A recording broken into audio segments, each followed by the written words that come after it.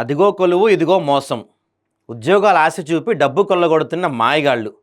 20 నెలల్లో 26,000 పైగా కేసులు నమోదంట. వామ్మో! అంటే నెలకి దాదాపుగా 1000 కేసులు పైనే నమోదవుతున్నాయి. మనకు అంతే కదా, 20 నెలల్లో 26,000 కేసులు అంటండి. ఏం లేదు, జస్ట్ ఏం చేస్తారంటే, చాలాసార్లు నాకు కూడా మెసేజ్ వచ్చింది, I'm from some HR, job ఏదో ఉందని చెప్తారు.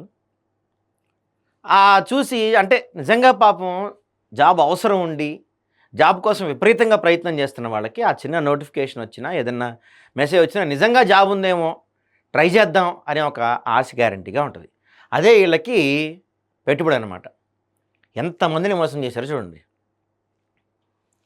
హైదరాబాద్ చిలకలగూడ స్థానికుడైన యువకుడు సామాజిక మాధ్యమాల్లో పార్ట్ టైం జాబ్ అనే ప్రకటన చూసి ఫోన్లో సంప్రదించాడు. అట్నుంచి ఒక యువతి విద్యార్థుల వివరాలు సేకరించింది. వెంటనే మరో వ్యక్తి వీడియో కాల్లో ఇంటర్వ్యూ నిర్వహించాడు. తర్వాత రిజిస్ట్రేషన్, ఇన్సూరెన్స్, చెక్ డిపాజిట్ అంటూ 1,00,000 వసూలు చేశాడంటండి. అయ్యయ్యో! బెంగళూరులోని ఐటీ కంపెనీ పేరిట నకిలీ ఆఫర్ లెటర్ పంపారు. అక్కడికి వెళ్ళిన తర్వాత అర్థమైంది తాను మోసపోయాను అని.